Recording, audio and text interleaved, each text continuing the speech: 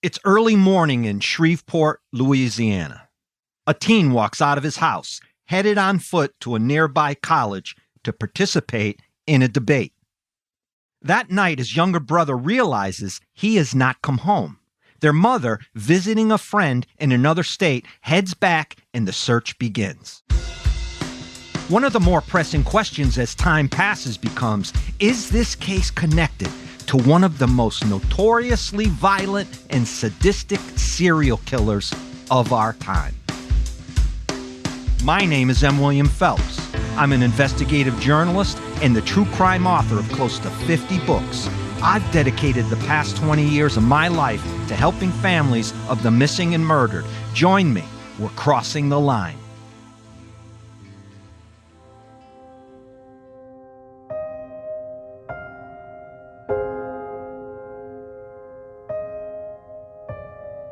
It's a Saturday.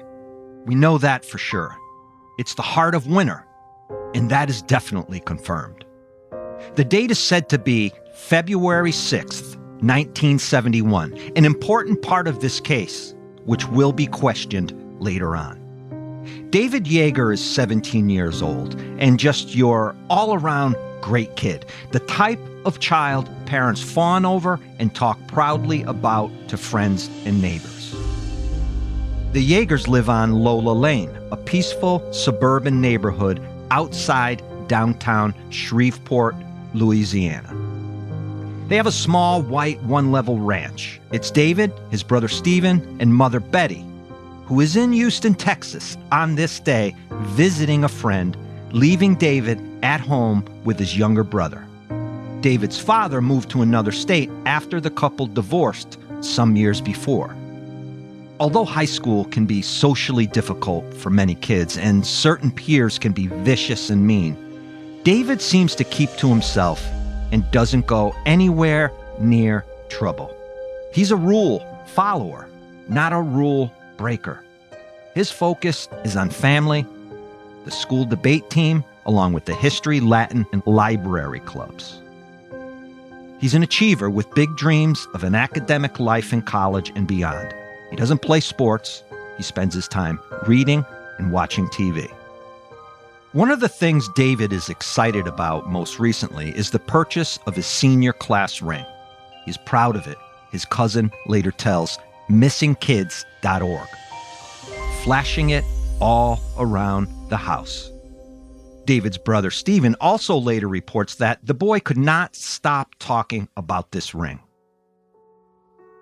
On that Saturday, David has plans to go up to Centenary College on Centenary Boulevard, about 8 miles from his Lola Lane home. There's a debate going on, and David hardly ever misses an opportunity to practice his debating skills.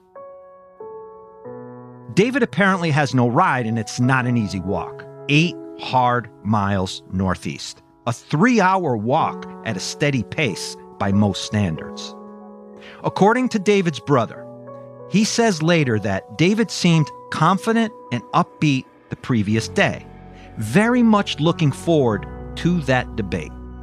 Some indications are that David did possibly have a ride, although nobody knows who that person might have been. It's 1971, we cannot forget. Hitting the road on foot, sticking out your thumb for a ride is commonplace. So David has options as he heads out the door. The family also later reports they were under the impression David is likely going to meet someone and go up to the college together with that person. So as David's brother is sleeping early on that Saturday morning, the slam of the front door wakes him up. He looks out the window and he sees David walking down the driveway toward the road on his way, he believes, to the college. David is now walking down Lola Lane, heading in the direction of the major thoroughfare down the block toward the college. Stephen, David's brother, rolls over and goes back to sleep. When David fails to come home that night, David's brother calls their mother. She drives back from Houston immediately.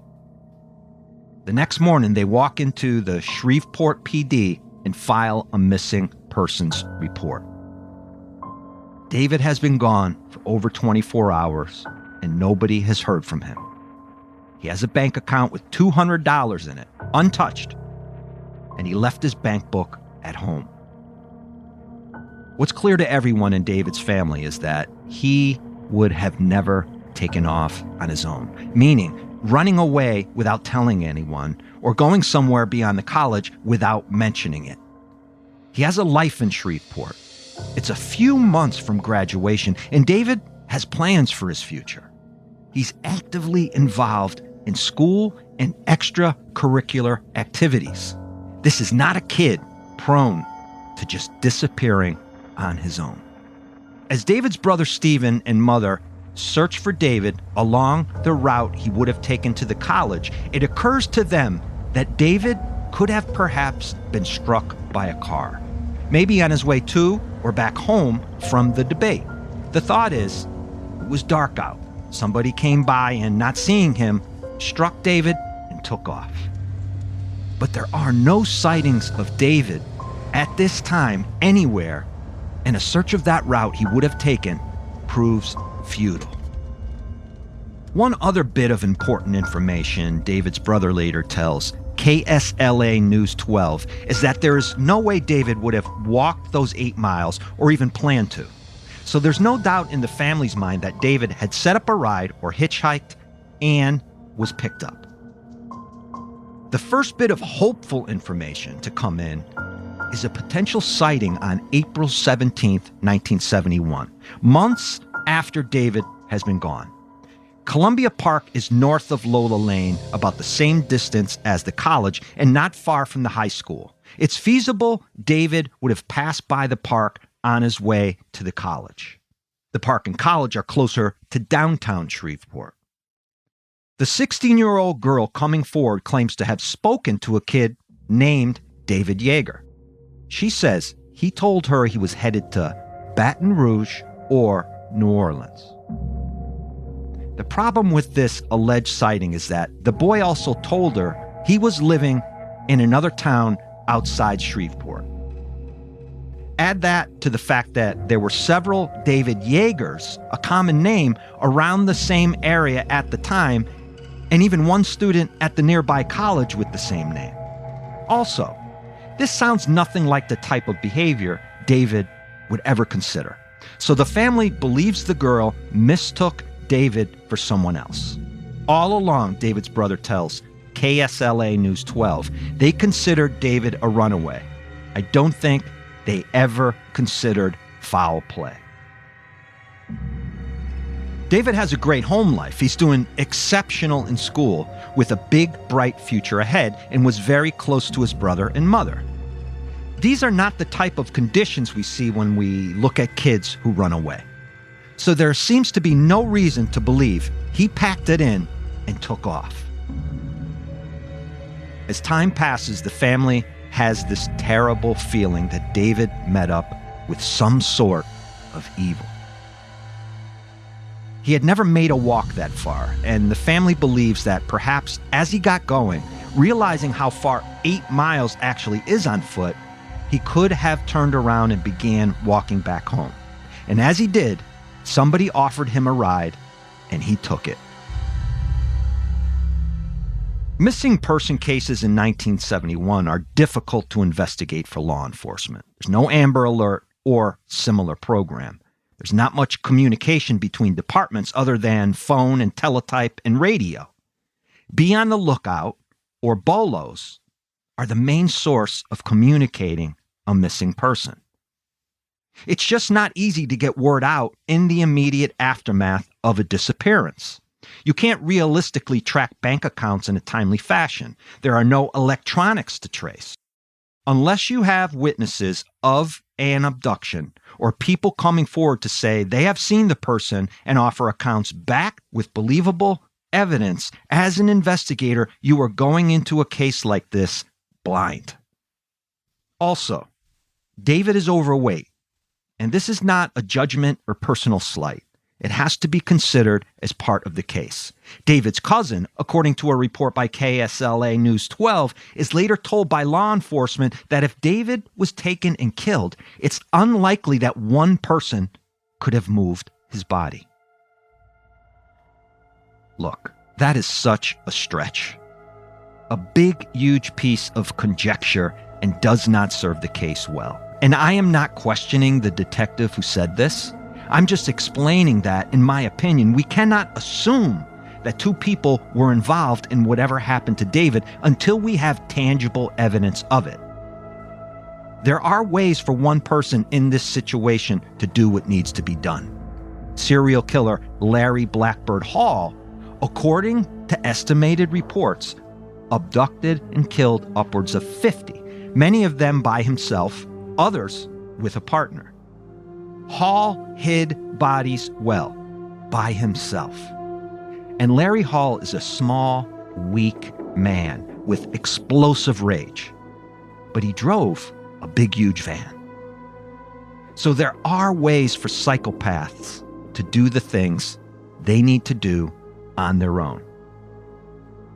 And these types of people who make it their life's mission to burn the world down are good at what they do.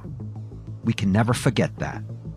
David's case all but fades away with nothing coming in to point in any particular direction.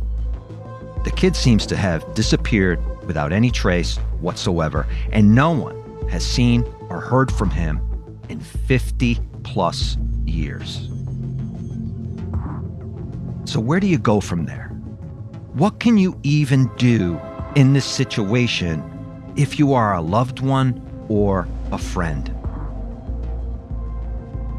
I want to fast forward from 1971 up until 1990 and put some context into this case.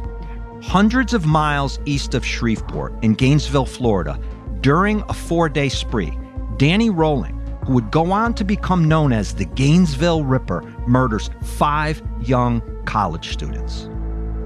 Tracy Pauls, Sonia Larson, Manuel Tobeda, Krista Hoyt, and Christina Powell. Rolling is a career criminal. Beginning in 1970, up until the time he kills those college students, Rolling burgles and robs, even beats people, often armed with a pistol or knife, and basically terrorizes portions of the Deep South. In and out of jail, many times escaping from custody, just before that Gainesville killing spree, Rolling was in jail and broke out. He went straight to his home to shoot his father, almost killing the man. His father ends up losing an eye and an ear in that attack. Why is this interesting and perhaps remotely connected to David Yeager's case? Stick with me. Rolling claims his dad abused him viciously when he was a child, often in the most horrific ways imaginable. So, when looking to his later crimes and the fact that Rolling can be classified as a psychopath, that earlier abuse could definitely play into how he relives those traumatic experiences that happened to him while committing his crimes. Then we have to take into account that Rolling was one of the more violent, gruesome, and sadistic serial killers we have seen in the United States. I will spare you the details of what he did, but it involved rape, bondage, dismemberment, mutilation, and posing bodies in strange, horror film-like sexual positions. He is also said to have wiped down his victims' bodies with a cleaning solvent in order to cover his tracks. With all of that in mind, let's go back to David Yeager's disappearance. Danny Rolling's father was a Shreveport cop, and in 1970 and 1971, Rolling is living in Shreveport, just around the corner from David Yeager and his family. Please subscribe to Crossing the Line wherever you get your podcasts. Don't forget to leave a review of the show, especially on Apple Podcasts. I'm doing this show independently now, free from any corporate or big podcasting media company involvement, which allows me to bring you more of the content you want to hear and have asked me for. This is completely our show. Reviews and subscriptions really help. You are my public relations and social media team now, and without your help, I could not do this. And that support, I must tell you, means everything. It's incredibly humbling. And I want to thank each one of you for listening. We can grow the show together, which will allow me to do even bigger things with it. If you go to crossingtheline.biz or mwilliamphelps.com, you can contact me there to suggest cases or just say hello. And look for me across all social media platforms at M. William Phelps. That's the @ symbol and my name, M. William Phelps. Be right back after a short break.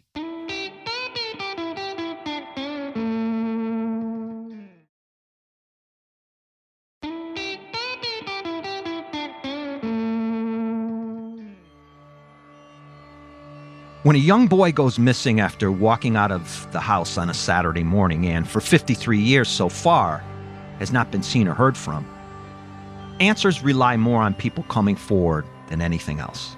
Because in David Yeager's case, remember, we have no crime scene, no witness statements of anyone seeing him being abducted. So effectively, we have nothing to go on. The only way we can get to the truth of what happened is either by witnesses coming forward or his body being found. Neither has happened. Then again, you do have one of the more notoriously gruesome sadistic serial killers of our time who claims to have been savagely abused as a child by his father, living just about in the same neighborhood as David. And so you'd have to consider Danny Rolling a suspect until you can exclude him. Those inquiries into Rolling, who was later executed for his crimes, proved fruitless beyond that geographical link. Mainly, Rolling was 16 years old at the time David went missing, so it's unlikely he could have abducted David, murdered him, and gotten away with it. Rolling also joins the military in 1972. He then marries soon afterwards, and he is kicked out of the military for drug use. So his true nature, the monster he will become, had not really evolved or formed at the time David goes missing. It does take serial killers time to develop into the demons they become. They don't wake up one day and start out their antisocial behavior on an extremely violent, murderous level. As with Rolling, they begin with small crimes and build up to what they become. We don't even have a clear indication if David ever made it to that debate at the college. So there are so many variables here at play, it's difficult to navigate and even consider Rolling a suspect. David's cousin, Kelly Chance, appears on that local news show, KSLA News 12 Investigates, in August 2024, and reveals to host Stephen Maxwell some rather interesting and possibly case-changing information. In her research, Kelly has concluded that David went missing on March 7th, 1971, not in February, which has been the assumption and widely reported for over 5 decades now. Kelly produces a copy of the police report by the Shreveport PD from the day David is reported missing. On it, the date February 7th is typed in the upper right-hand corner, but below, in a handwritten section of the report, the date is March 7th. David is listed as 5 feet 6 inches tall, 240 pounds, black hair, brown eyes, wearing black pants and a white t-shirt on the day he went missing. All of that information appearing to be accurate. But a 1-month difference in the date of a disappearance is a huge error when you are searching for witnesses within that missing person case. It can change everything. The obvious major factor here with this wrong date could be critical to any information coming in or the public outreach done in the case. Kelly Chance further explains how over the past number of years she has done a lot of news interviews and the date had always been thought to be February 7th. That is wrong, she now knows. Correcting the report isn't as simple as the police department splashing some white out on it and penciling in the correct date. It involves legalities. Regardless of that, however, when she went on KSLA, her goal was to correct the date publicly, because if someone had perhaps seen something sketchy on March 7th, but heard a report that David went missing a month earlier, they'd have no reason to come forward. So the date could have major implications on information coming in. Kelly Chance goes on to explain that she has further verified this date because there was a debate, a forensic debate actually, on March 7th at Centenary College that day, not on February 6th or even February 7th. Another piece of this is that April 1971 so-called sighting inside the park. Considering it was now weeks, not months, the report could be potentially more credible.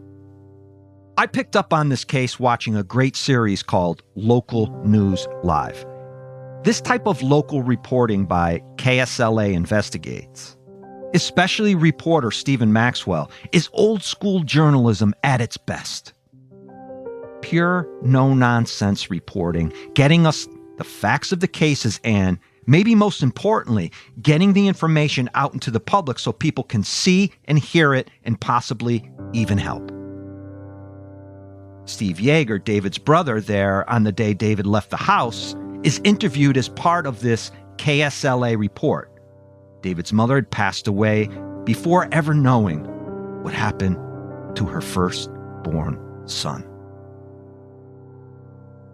I must say that if you follow my work in my narrative limited series podcast, Paper Ghosts, this type of case drives me, getting families information and answers any way I can, in hopes that it gives them something to grasp onto.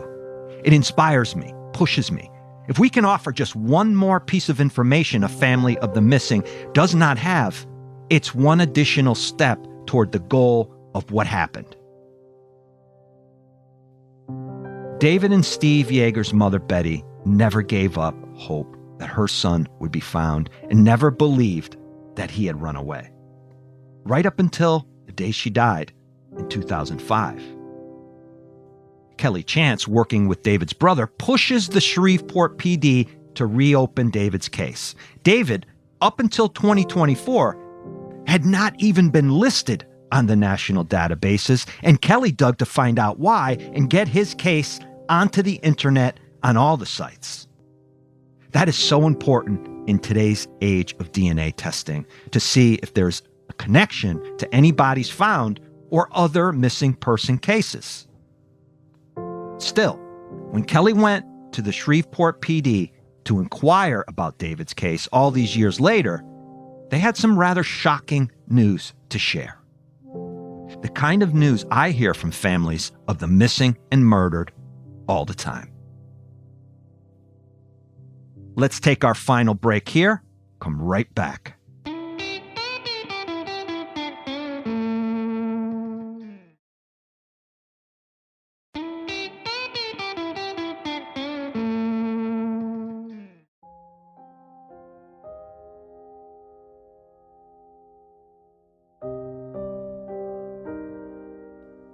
Until we find a body, the detective now working David's case for the Shreveport PD says, they are still here somewhere.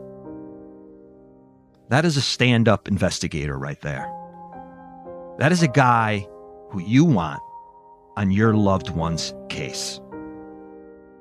When David's cousin Kelly Chance first spoke with the Shreveport PD, they couldn't even find David's case file. It had been long ago stored in a warehouse. So it wasn't even a cold case at that point. It was as if the case never existed. What I hear from some families of the missing and unsolved murders is that their biggest fear is to be forgotten. That there is no one looking into their loved one's case. And when they inquire about the case, they feel as if they are being blown off, It's natural to feel this way if a case is unsolved and no new leads are coming in and the department stops calling. You can feel dismissed, unimportant. And yet, I know from personally speaking to law enforcement all over the country looking into these types of cases, that is not generally what's happening. The fact is, nothing can be done in a lot of these cases without anything new coming in or new leads to follow. Contemporary, real-time cases come in, resources are limited, and a department is stuck. There's nowhere to go. And if the jurisdiction or department does not have a specialized cold case unit working cold cases full-time, your case is very much on the bottom of a stack of cases they get to when time permits, or, as I said, a new lead comes through.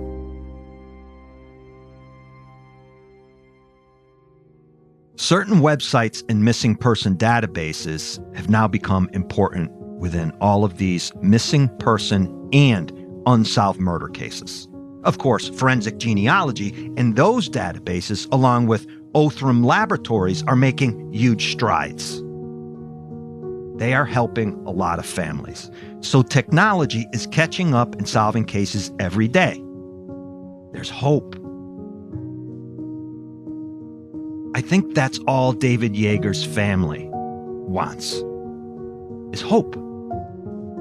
That someone is listening. That someone is paying attention. Kelly Chance, David's cousin, made sure of that. I commend her for this. The number to call in David Yeager's Shreveport case, if you have any information, is 318-673-7300. That's 318-673-7300. I'll put it in the show notes as well. David Yeager would be 70 years old today. That's it for this week. I need your help. Please subscribe to Crossing the Line wherever you get your podcast. And don't forget, leave a review of the show, especially on Apple Podcasts, and log on to crossingtheline.biz or mwilliamphelps.com to contact me and suggest cases, or just say hi. And look for me across all social media platforms using the @ symbol and my name, M. William Phelps. Thank you for supporting this show. I am allowed to do it because of you, and that truly means more to me than I can say. Be safe, be aware, and please take care of one another.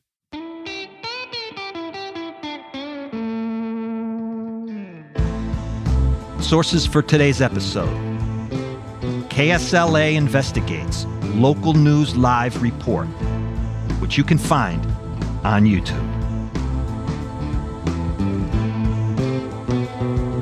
Crossing the Line is executive produced by M. William Phelps, LLC, and Matthew Valentinas, Mom's Basement Management. Written by me, M. William Phelps. Audio mastering and mixing by Matt Russell. Original music written and performed by Thomas Mooney, Tom Phelps, and Matt Russell.